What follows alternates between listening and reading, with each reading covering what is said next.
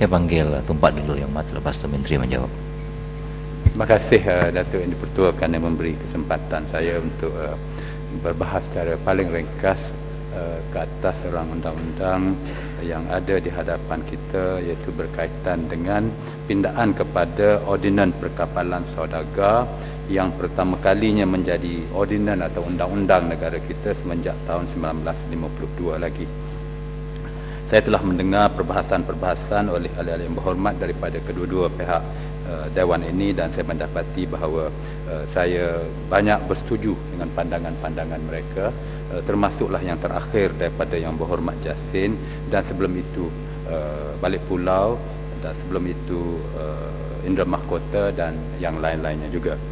Tetapi yang pertamanya, Datuk Yang di-Pertua, yang saya ingin bangkitkan dan berkali-kali saya rasa saya bangkitkan, ialah pada dasarnya undang-undang ini masih dalam bahasa Inggeris.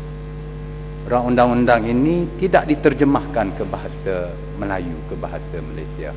Saya dan beberapa rakan-rakan dalam beberapa kes apabila perkara seperti ini berlaku, menyebutnya dan mencadangkannya dan menggesanya supaya tindakan diambil dalam kadar yang segera demi maruah negara, demi perjuangan kita nak menjadikan bahasa Malaysia bahasa utama, bahasa kebangsaan, bahasa negara, dijadikan dan diterjemahkan undang-undang ini. Tetapi nampaknya tidak ada sesiapa pun yang akan menjawab, mengulas ataupun memberi apa-apa janji atau harapan kepada kita. Saya tidak mengharapkan Kementerian Pengakuntan dalam kes ini untuk bertanggungjawab, sebab saya tahu yang bertanggungjawabnya ialah daripada Jabatan Peguam Negara. Jadi kalau Datuk Yang di-Pertua sendiri baca, tak ada maknanya tulisan daripada muka surat 1 kepada muka surat 27. Sebab apa maknanya? Misalnya kita buka di muka surat 2 misalnya, pindaan Seksyen 306C 3. Seksyen 306C Ordinan Dipinda A dengan menggantikan takrif discharge dengan takrif yang berikut. Discharge means any release of oil or harmful. Kalau saya hanya berbahasa Melayu, berbahasa Malaysia, dan tidak pakar dan memahami bahasa Inggeris, terutama sekali bahasa Inggeris yang berbentuk perundangan seperti ini, sudah tentu dengan izin mengikut istilah Inggeris, this is all Greek to me, Datuk Yang di-Pertua. Ini bahasa asing yang 100% kepada saya ataupun kepada sesiapa sekalipun. Dan ini bukan sahaja soal tak faham ataupun tidak dapat mengikuti dengan tepat, tapi ini suatu penghinaan yang berterusan kepada menjadikan bahasa Melayu bahasa resmi yang sebenarnya dalam negara kita ini. Jadi saya ingin mengesyorkan kepada Datuk Yang di-Pertua supaya mencadangkan supaya bahagian penterjemahan rang undang-undang ini dipindahkan daripada Jabatan Peguam Negara kepada Jabatan Parlimen.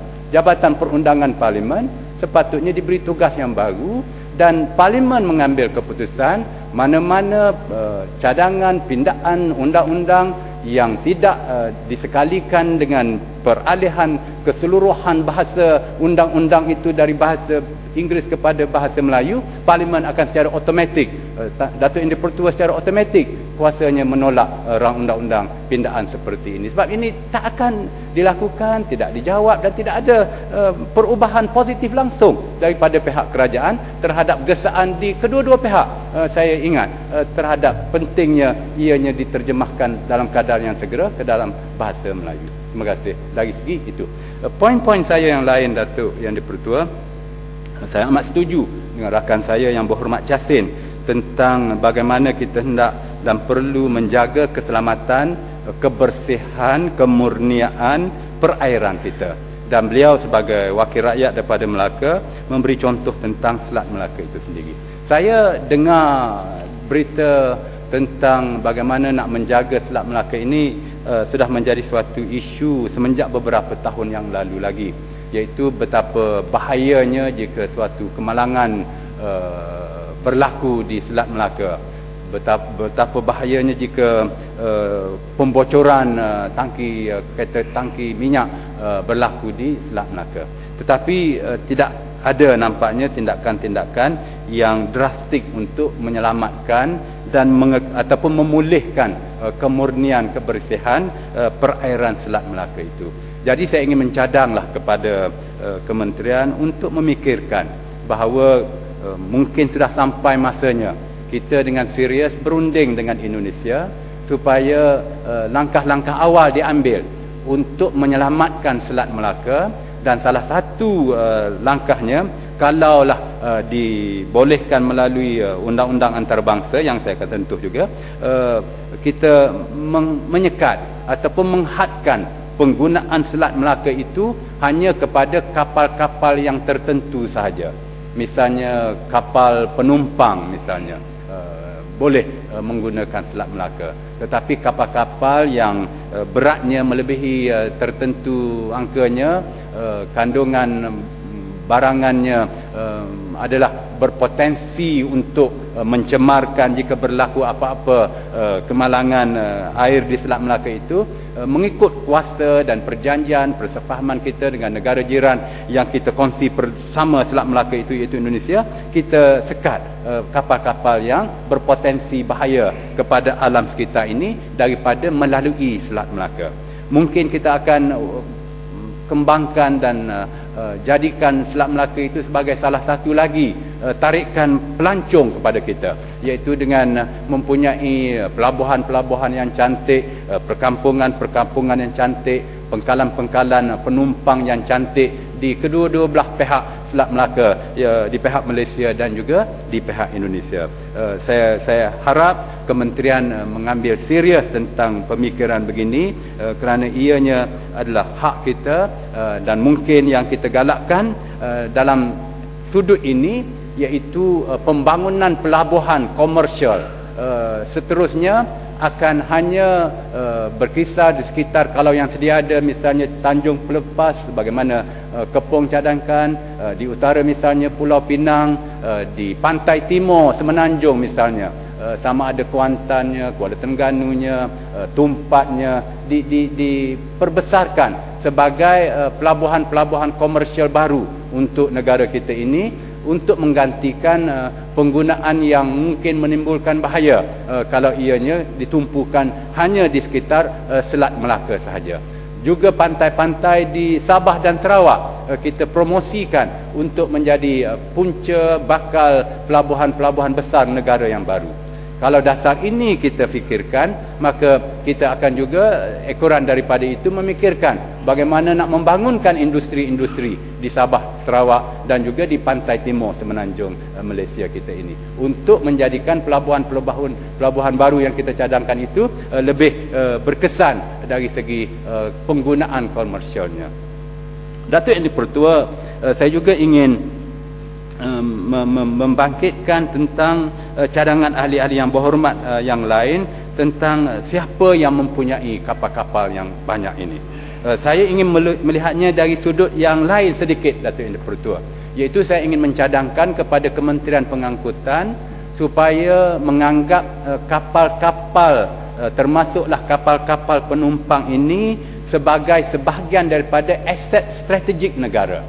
Iaitulah kita dalam zaman yang berlaku berbagai-bagai peristiwa ini, kadang-kala berlaku peperangan yang tidak kita duga, kadang-kala berlaku rusuhan-rusuhan seperti di dunia Arab yang kita tidak sangka, kadang-kadang berlaku malapetaka seperti gempa bumi yang sudah pun berlaku di Pulau Jawa semalam, yang akan mungkin mencetuskan malapetaka yang lebih besar seperti yang sedang dan telah berlaku di negara Jepun.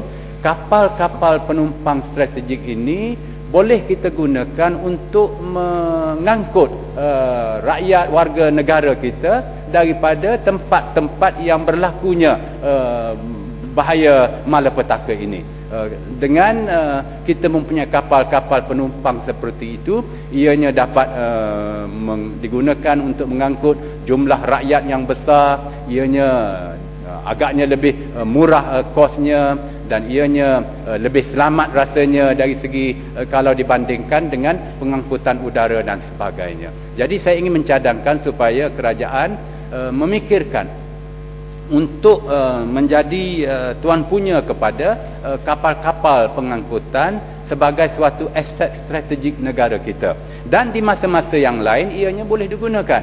Misalnya memandangkan kos haji sudah melambung begitu tinggi, sudah begitu besar diskriminasinya terhadap orang-orang yang hendak pergi membuat haji, sehingga kan jika yang sanggup membayar pakej 60,000, 100,000 dan sebagainya tanpa menurut apa-apa bentuk queue ataupun peraturan siapa yang awal siapa yang lewat dapat terus pergi haji. Manakala yang tidak mampu untuk membayar sejumlah itu terpaksa mengikut tahunnya berbelas-belas tahun baru layak untuk pergi ke haji. Jadi kalau kita ada kapal-kapal strategik yang dimiliki oleh negara ini, mungkin dengan suasana dan keadaan bentuk kapal yang moden, yang selesa, dijadikan kos untuk menunaikan haji yang jauh lebih murah berbanding dengan pergi melalui kapal udara. Yasin bangun yang Mat. Ya. Terima kasih sahabat saya yang berhormat Tumpat. Ini satu cadangan yang cukup terbaik sekali lah tentang aset strategi negara.